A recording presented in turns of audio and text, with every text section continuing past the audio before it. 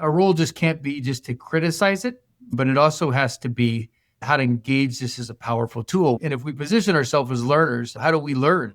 How do we see the benefits that are there and the consequences are there? How do we help our kids understand the real consequences of engaging online, the real impacts of that engagement online?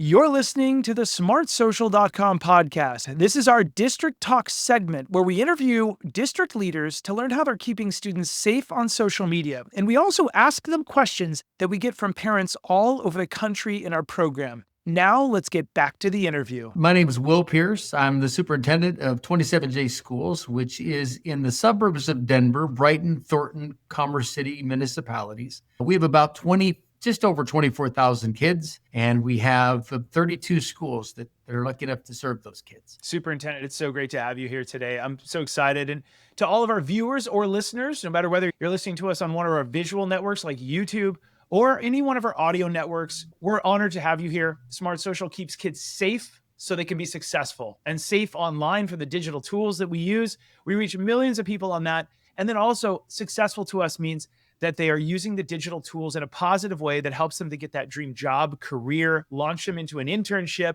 and everything, parents, you want them to do so that when they're 25, they're resilient, they're awesome without your daily supervision, and you're proud of them. And that's what we do here at Smart Social, is launch kids into their future.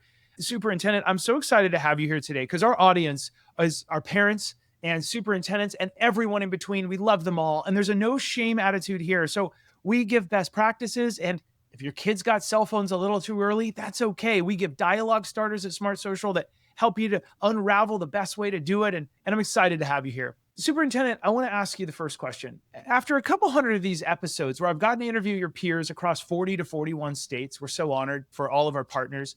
These conversations have taught me and my staff a few consistent trends, and I want to get your feedback on this. We're hearing that students are growing up in a digital world filled with powerful technology, AI, and social media. And maybe in Colorado, you have perfect kids, little angels running around, maybe 20,000 angels. But in most communities, the kids are sometimes lacking maturity at that early age and guidance to use it safely.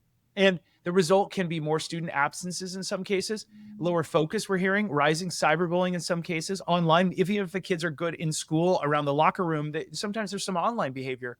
There could be declining self-esteem, AI misuse in the classroom. All the while, parents are telling us that they're trying to raise good kids in a world they didn't grow up in, a world where now tech is moving faster than safety policies. We're trying our hardest, but safety policies have to come after usually new technology. And teens are really clever. They know how to hide apps and online behavior from their parents and the school district. And safety lessons in some cases can come after a crisis because we're always trying to play whack-a-mole to figure out what's next. Superintendent, set me straight. Did I get something wrong? And even more importantly, are there any trends on this topic that you've seen so we can alert other school districts before they see them? No, I don't think you got it wrong, Josh. I think you got it right. I trust all the colleagues and all the people that have been on this podcast are tuning in that this could be perceived as a problem. I would want to change the landscape just a little bit, or the way we look at this, to just not be problematic, because it is our daily lives. We exist in a social media world, and I think every generation from mine way back in the day to now, there has been evolution of technology that has caught us a little bit ahead of our preparation. It caught us before we were prepared to deal with it. So our role just can't be just to criticize it, but it also has to be to how to engage this as a powerful tool, which we like to think of it here as learning. And some of the tenor of the way you frame the question is, how do we stop it? How do we prevent it? How do we get ahead of the next thing so that we can policy our way out of this? And if we position ourselves as learners, how do we learn? How do we see the benefits that are there and the consequences are there? How do we help our kids understand the real consequences of engaging online, the real impacts of that engagement online? Help them learn with a curious posture more than a you shall not, you will not, you don't. We have some of the same trends to your question. We see the many things, and I look at some of the most damaging things that happen on social media go right along with the compliments of what's great about it, right? So social media gives you this connectivity, this sense of belonging. You get to be in affinity groups that are just like you. And man, that's a cool place that you have a platform to do that. And also on the consequence side, then you also begin to think that everybody online is just like you. And then you come to a public school, you enter the world, and you hear different opinions and different stories that might be different than yours. And that tension, that push and pull from what you thought the world is online, and people just like you, the algorithms are catered to be just like you. You all get to hang out with just like you. And then you find out the world is diverse and thoughts and perspectives might be different than yours. And so you can take that as a don't do, or you can learn curiosity about how would I come to know those things. The thing that I think is the hardest for us right now is just the misinformation and that the massive amount of tools that are being developed that can spread misinformation. And so as a school district, we're constantly trying to be accurate more than right. A fire drill or something that used to happen in the day, we could take 5 minutes to make sure that we are accurate before communicating that information. Now that stuff spreads on social media, and the misinformation and the panic that causes that to our kids and our parents across the thing, we can't possibly be accurate as fast as that information gets out. You've seen things in the media recently, and we get impacted by this multiple times. Swatting, there will be a school shooting in your district next week. And we don't know where that came from. Is that from our school district, a school district in Minnesota? Is that a school in our district? And between us and law enforcement, we spend a lot of time doing that. But that threat and that consciousness that brings and that fear that brings to parents and kids is real. And so I worry about misinformation, I think, more than anything. And I think that half of the stuff, and I've read studies that, as much as 50% of the things that you can read online or see on social media may not be true. You've seen deep fake, those ideas where you could use my voice and my face and say something different. Just the tools that are creating that make hoaxing, and it messes with that mental health, that anxiety, that fear of what may happen at school. We were told a shooting is going to happen, and yet you're saying it's safe. I don't know if I can believe you. And so you have two different groups trying to keep kids safe, but both have access to completely different information stuff. So when we think about those things that I worry about, it would be that side of safety, that misinformation that is the most damaging and worrisome for us immediately now.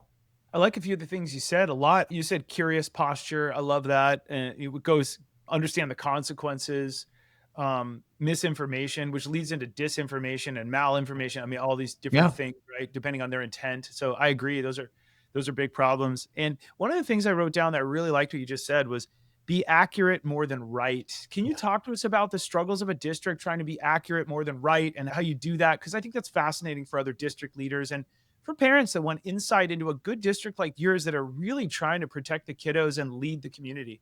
Well, I think that the speed of social media makes it so instant and fast, right? And we saw this, we started facing this when it was texting was the new technology, and that got out just a little bit before we were able to. But that social media, you can grab a post from anywhere, and then it goes out, and that information, something about being able to read it or see it, you also want to disprove it. Well, how would you disprove that misinformation, right? And so we're also used to quick information, and that's one of the gifts of social media. You get access to quick information. Well, what if the information is not right? And how would you validate or verify whether that was true or not? And so the way they find out if it's true is that they call us, and their parents are panicked and they want to know, is my kid safe at school? What are you doing to keep my kid safe? I saw this. It was on my kid's phone. It looks like it was in our town. What are we going to do about it? And when you go to try to prove that, we worked with the authorities. We know there's no threat. We're trying to say that. Now you've got two people saying completely opposite things. And that is really pushing the speed of trust. And so when you say accurate, before we've had a chance to even find this social media threat that we've now learned about through all of our parents, it's been blasted on social media from other parents. So now our parents' behavior on social media is also contributing to the panic and spread of fear throughout a district. And so that's also really hard to confront and take online. And I also would say that the accuracy, when a world that caters itself to likes on social media, right? You want to get a like. Telling a really boring story doesn't get likes. So there's some dramatized facts that come out that's not exactly the way it happened. The fact was way more boring than that, but the elevation of added fictional dramatization of those facts makes it more likely to get liked, more likely to get shared, more likely to get passed along. Your algorithm gets more popular. That's some of the worries that I have for social media. And we want to be trustworthy, so we want to be accurate more than we want to be quick. But it's an ongoing challenge for us for sure. Yeah, excellent way of saying it. I appreciate that. For all of our listeners right now, as we reach millions of people all year long, keeping kids safe online, parents ask us questions. One of the questions we get is, hey, Josh, what advice would you give a student to help them recognize some of the red flags of a dangerous stranger online? Let's hear from a real teen about how she might help a friend recognize these red flags so she can keep her friends safe. If I had a friend talking online to a stranger, I think that I would feel a little bit uncomfortable with the whole situation. I would advise against it because so many indirect issues can come from that, and it could cause something to be worse than if they had just unadded them in the first place. Some red flags that I would have to advise them to cut it off with this person or to stop engaging would be if the person starts to get very involved in their personal life and they seem to be very intrigued in what's going on with them and wanting to know all the little details about what they do and who they are, and just very personal details and things that you wouldn't normally share with a stranger in real life. If they're very persistent and constantly wanting to talk to my friend or constantly trying to be involved in their life or wanting to speak to them, I feel like that's kind of a red flag. Another thing would be if they ask them to ever meet them anywhere in person right from the start, if they feel a sense of being uncomfortable or their intuition is just saying it's wrong, or if my intuition is saying something feels wrong with this, then I think that's a major red flag. Parents, remember, if your school district is a partner, we have weekly live parent events. We don't fly to your city anymore. Now we do it online. You can join from your phone, your tablet, or your device in 12 plus languages, and you can watch the replay. We have real teens, you can see in the middle of the screen right now, real teens who teach the program, and psychologists, therapists, experts, and superintendents are part of the program as well, and a premium parent newsletter. If you come out to these events, you're automatically entered for a chance to win a prize. We give away Kindles, 3D printers, and Bluetooth speakers every single week to parents who come to just learn a little bit about how to keep their kids safe. Here's what goes right in many communities. This is a great example in Ohio of what went right. Many kids as young as 10 years old will be unwrapping a cell phone for Christmas, but one school district is offering parents a gift this year, a tool to help them protect their kids using their cell phones. It's really about safety. It's about safety of our learners. Right now, College Community says about 400 parents are using the platform smartsocial.com that's covered by the district's general funding.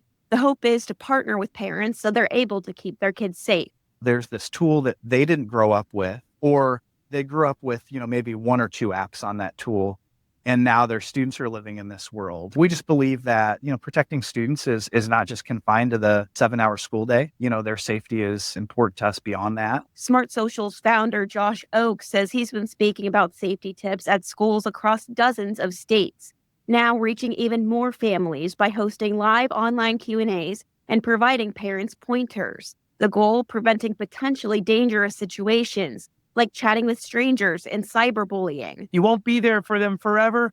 We want to make sure they're resilient and awesome using these new tools, and that they come to you when they need you, and that they make wise decisions when you're not around. College Community says parents have been giving positive feedback about the program as it continues to track students' online safety habits. The more parents know about how students are using technology, how they can use it appropriately, how they can maybe use it inappropriately, or what apps are doing. The apps continue to change. The interfaces continue to change. Some of the potential safety risks for students continue to change. All right, parents, remember, if your district's a partner, you go to smartsocial.com. We have the latest app guides on TikTok, Instagram, YouTube, Snapchat, Fortnite, Minecraft, Roblox, Netflix, WhatsApp, and 450 more, curated by an incredible group of parents based here in the US, protecting themselves and you.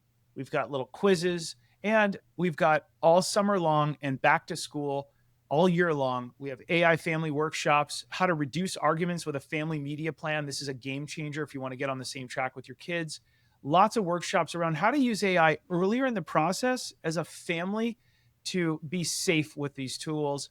And next, again, lots of great stuff. And then replays in multiple languages. Parents, we hope that you'll come out to these events and we'll support your school district and enter for a chance to win a prize. All right, Superintendent, I'm back with you. So we've talked with a couple hundred of your peers nationwide, and we've heard from communities a couple unique things. I'd love to get your feedback on this. And again, I don't want to seem too negative. I just want to help other superintendents get around that. And then you can put some positivity in there or set me straight. But many parents we're hearing feel sometimes overwhelmed trying to keep up with the fast moving online trends and digital safety risks. Some students are finding ways to increase their screen time, bend the rules sometimes, especially when the expectations at school differ significantly from those at home, especially during the school year. Superintendent, are there any trends or pain points that you're seeing when it comes to parent engagement? Where do you feel families might be struggling the most to stay informed or connected? It's ironic that you asked the question, how are we engaging parents? Because we use social media a lot to engage our parents. And that's where I was just starting at the beginning of this podcast. We're all learning through it, right? And so I think what makes learning good about it is that we can have conversations as learners about how we do this stuff. I think the hardest part for us as parent engagement is we're trying to engage them in ways that they no longer engage, right? And so a perfect example of this is we had a safety town hall. I had talked to you about some of the threats that we had seen in our community. And we had a safety town hall where we showed up in person to engage families. And it wasn't well attended. We had 5 parents at one. We did one in each of one of our municipality cities, 5 parents at one. The highest participation was here at Brighton with 12 parents that show up. But when we reviewed the statistics, because we also videotaped and put it online, it had over 6,000 views. So people were engaging with us in that partnership. They were engaging and wanted to learn and know. It speaks to the power of your platform here and the work that you're doing. People wanted to help. They just, in their busy life, did not want to come out and meet face to face and talk about it the way maybe we used to. And so I think for us to be good partners, one, that let's stay in the learner posture, stay in a curious posture. How do we understand what you as parents are going through as a school district? How do you understand and try to lean into what the district might be going through? How do we both stay on the same team to try to support your kid through this transition in technology and the things that they're going through and the things that we're going through? I mean, our parents post on social media as well. We post on social media as well.